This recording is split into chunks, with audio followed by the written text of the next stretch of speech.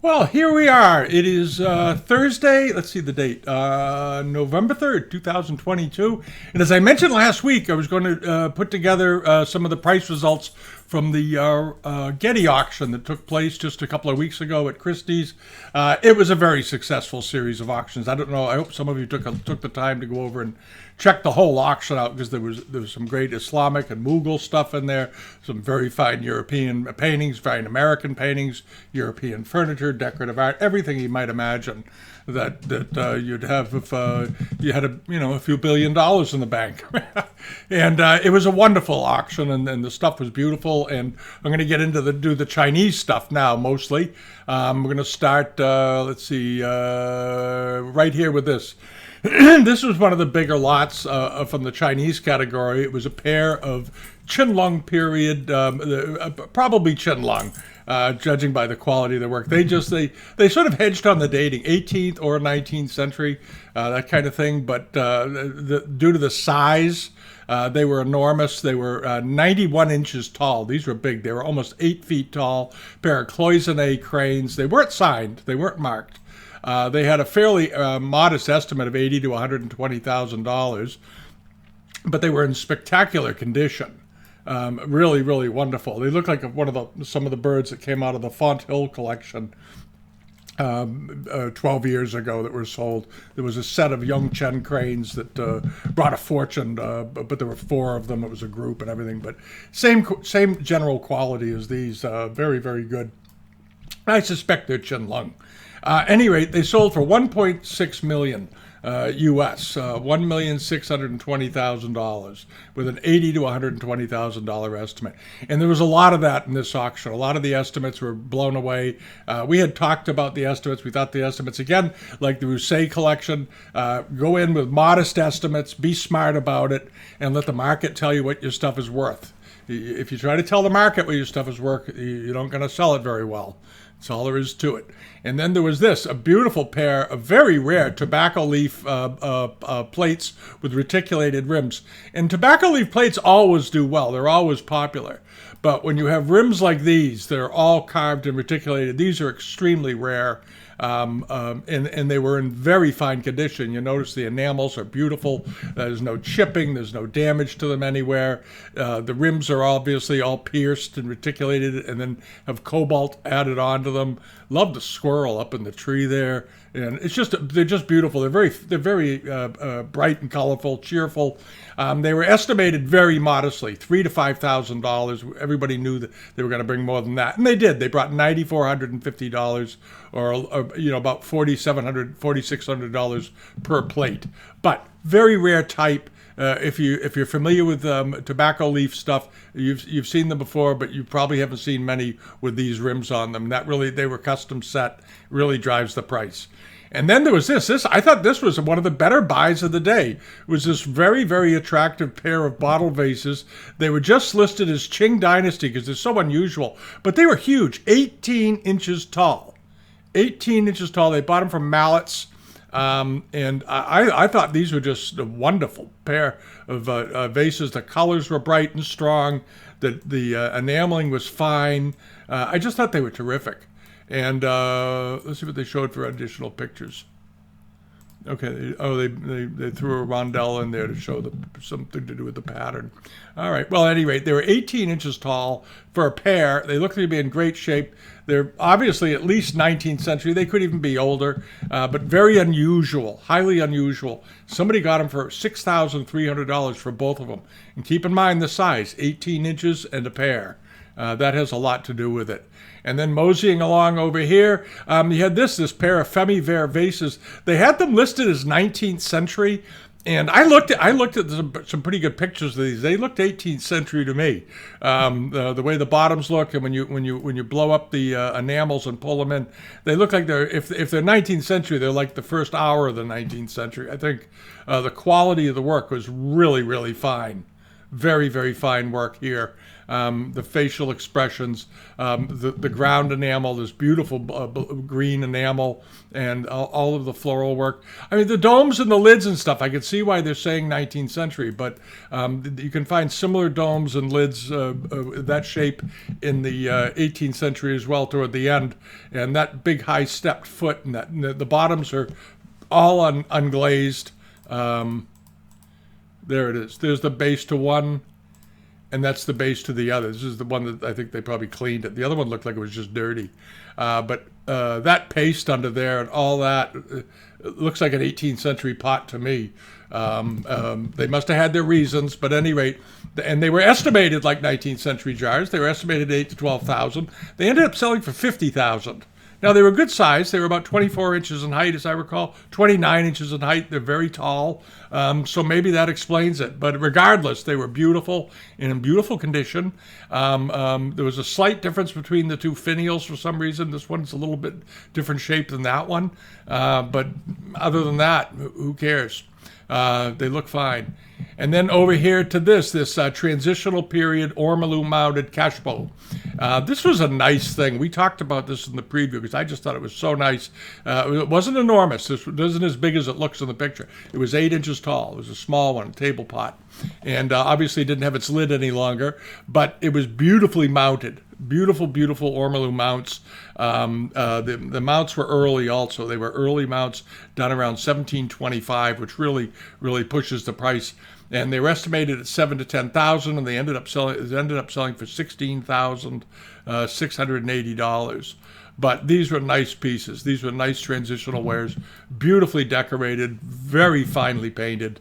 And given what transitional pieces have been selling for in the last couple of years, it's probably right in there. I think that's probably a perfectly good price, especially when you take into account the ormolu. The ormolu has a huge, if it's early ormolu, it plays a major role in the value, has giant impact. All right, if it's late 19th, early 20th century ormolu, not so much. But when it's the old ormolu, it makes a big difference. And here you had another set of them. These had the ormolu mounts came from the first half of the 19th century on this pair of Kangshi Celadon incise decorated pots. These were elegant. These were just elegant, beautifully, beautifully mounted all the way around. Superb quality Celadon. I love the rims on them, the way they did them with these bosses going around it. Just absolutely great. And these big scroll back feet on the bases, just elegant things. They were estimated at 30 to 50,000. They ended up selling for $195,300. They did very, very, very well. There was a good write-up on them. They had been, let's see here, they've been bought, they came out of the collection of, Michael Bali, 3rd Baron of Burton and so forth. And they went to, it looks like they came from, he originally got them from Jack Partridge, who was one of the great dealers in the UK for 50 years. If you look around, if you see old antiques magazines and ads and stuff, you'll see ads for Jack Partridge. And he had all kinds of great stuff, furniture, Chinese art, you name it, good things. And then over to this, the pair of Kenshi triple gourd vases. These were really nice, black ground, beautifully enameled all the way up. They look to be in good shape. What can you say? Rare triple gourds, unusual, and estimated $100 to $200,000, and they ended up selling for $136,000. I can see why they thought they might bring that, bring the upper end of that, but it's a perfectly respectable price. And they were, how big were these? 26 and 27 inches tall, respectively. But beautiful, beautiful quality. Just, wonderful with this femi-noir bottom and top and then enameled in the midsection. It's a great combination. It's very elegant. It's very, very pretty. And then onto these. We talked about these before the sale because I just thought gilt splash bronzes in this vase form, this jar form, are very unusual. They were 13 inches tall. They were estimated, I thought, very modestly at $20,000 to $30,000, given how unusual they are. Those of you that buy bronzes, can you think of one that you, a pair of these that you've ever seen before? Anyway, I thought they were just great, and I love the tone of them. The patina was in good shape all the way around, and I think they brought a good price, but I think it was a well-deserved price. These were good size, 30 inches tall each, and you got a pair, and go try to find another pair of these. Good luck. You're not going to do it. And then this, the Kangshi Famiver 5-piece garniture set that we thought was pretty modestly estimated, $8,000 to $12,000. When we talked about it before, I thought that was awfully reasonable. And in the end, so did the audience, I guess. I guess everybody thought the same thing. And they ended up selling for over $50,000. They went for 5 times their high estimate because they're beautiful, they're rare, it's a complete set, nice forms, good color. Not a lot of wear to them at all that anybody can see, and they're probably not restored. So that's the price. So you get 5 great Kangshi pieces that make a set, and ended up selling for $56,700. Really nice, really nice. And then over here to this, the Guangzhou Bat Boxes. You don't see these in pairs very often. This is the thing that really drove these. They had them estimated at 10 to 15,000, but you do not come across pairs of these boxes. Market period boxes in general, you rarely see them in pairs anymore. They were originally often sold in pairs, but they get split up over time, and that's the end of it. And these two look to be, true pairs. I mean, they're identical as far as the patterning goes. There's no added elements. One doesn't have a border pattern that the other one doesn't have. I mean, they're really, truly a pair. And they were nicely done. And as we all know, there's a lot of fakes of Guangzhou wares roaming around out there. Well, this is what a real pair are worth. If you see one of these turning up on the market, because what always happens is that when some of these pieces start to bring serious money, suddenly the folks go to work in Jingdezhen and start turning some of these things out. So don't be surprised when you see high ticket rarities suddenly emerging after a big auction. They turn up in minor auction houses because they're starting to crank them out. There was the famous vase that sold at Skinner's a few years ago for $25 million.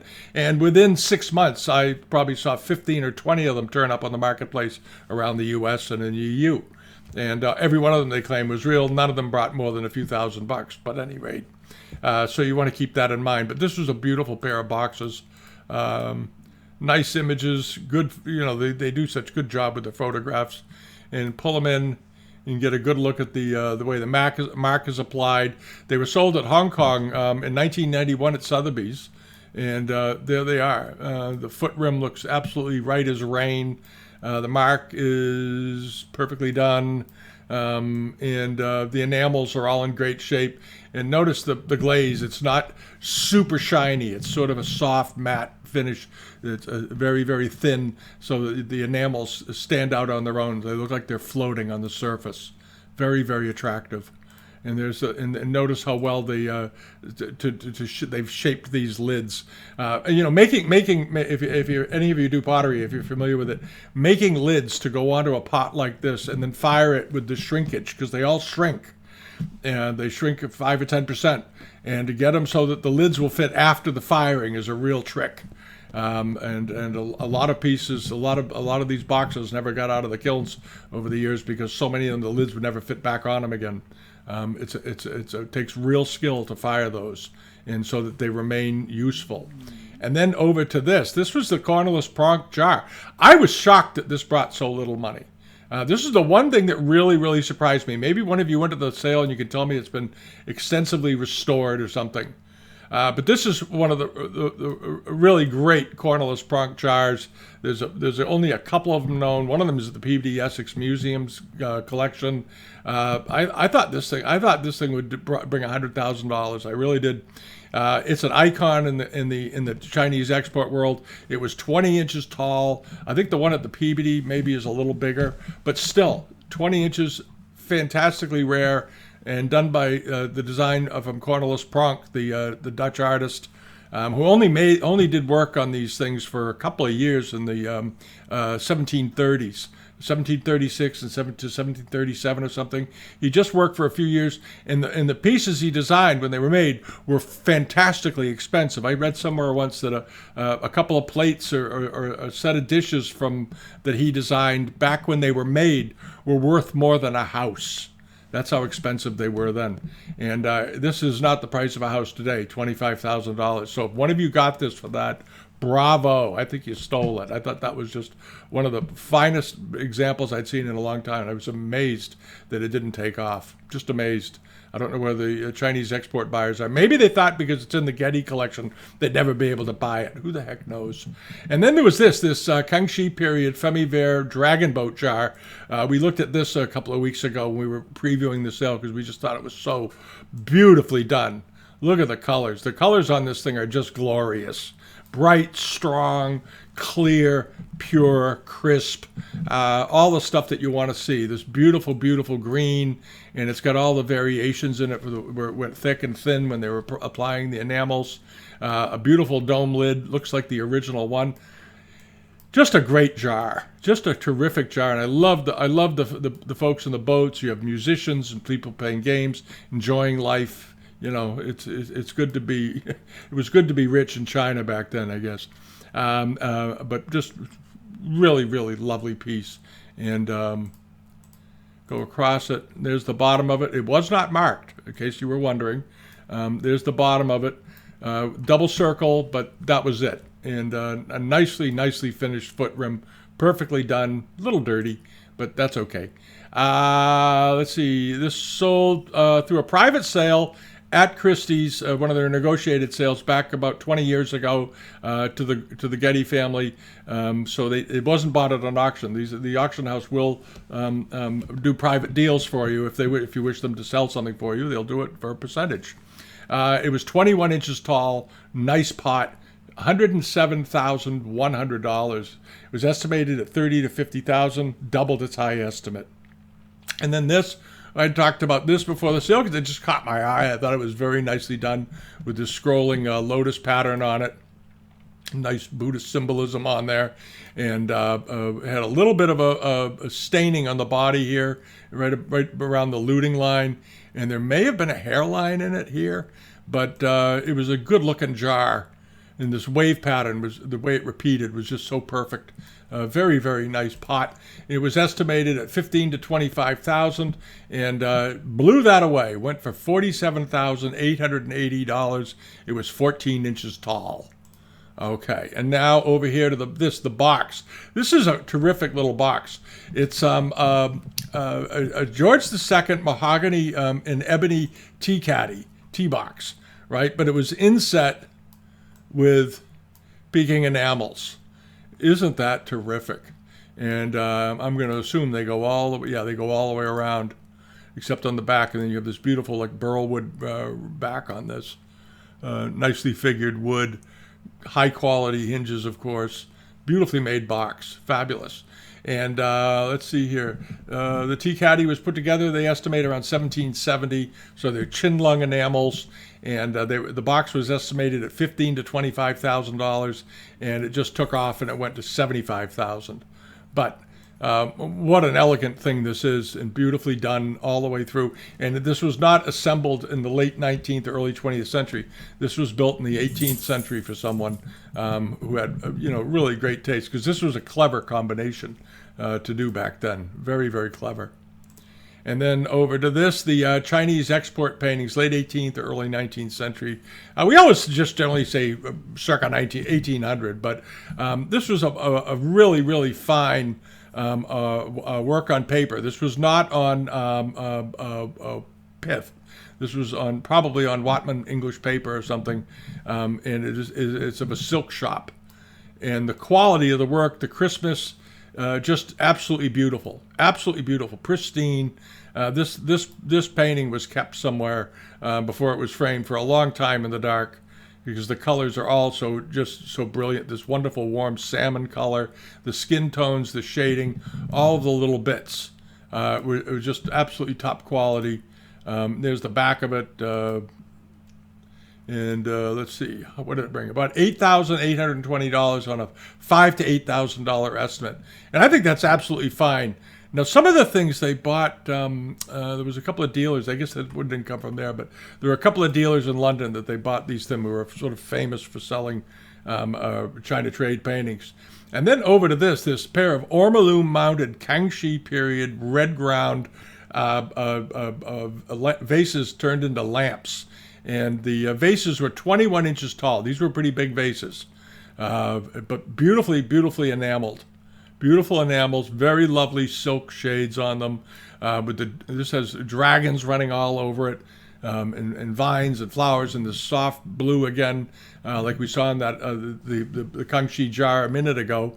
Again, very good colors. Dragons running around the shoulder border, the border decoration on the shoulder. Just a nice pair of lamps. They were estimated at $20,000 to $40,000, and I know a lot of you say, well, who's going to spend $20,000 or $40,000 on a pair of lamps? Well, somebody spent $119,000 on a pair of table lamps. There you go. Quality, quality, quality. And who did they get them from? Let's see. They got them originally. They were sold by Rudolph Kahn in Paris. Had them before 1907, anonymous sale at Sotheby's in 93. So they bought them through an anonymous, again, a direct purchase or some sort of deal at Sotheby's, it would appear. And $119,700. Marvelous. And then this, one of my favorite dinner services. They had a bunch of dinner services. I don't know if you went through and so many dinner services they had, but they had a lot of it. They had a European dinner services and Chinese export dinner services. And this is a really great one with the faux marble borders on the plates. Like we talked about faux bois last week, where they synthesized in the Qing period. They tried to make porcelains look like wood grain, or they would make them look like pudding stone or something like this. Here's an entire dinner service done with rims that emulate marble. All right. How cool is that? Beautiful colors, nice enamels, elegant, good spacing, not crowded, just wonderful. Gravy boats and the whole bit. You know, what a way to eat dinner. All the platters. I don't know how many pieces were here. Probably 100 and something pieces, I would guess. Let's see here. Chinese Famiver Rose tea set. Excuse me while I check the doesn't really say.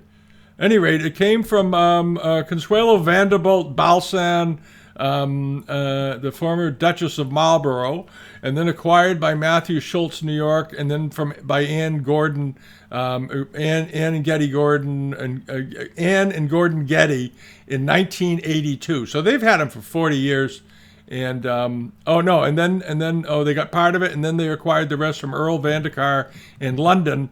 They got part of it. Looks like they got part of it from Matthew Schultz, and they got the rest of it from Earl Vandekar, another great London dealer, in 1983. So they bought the set 40 years ago, and they probably paid, I don't know, probably $10,000 for it at the time, something like that. Who knows?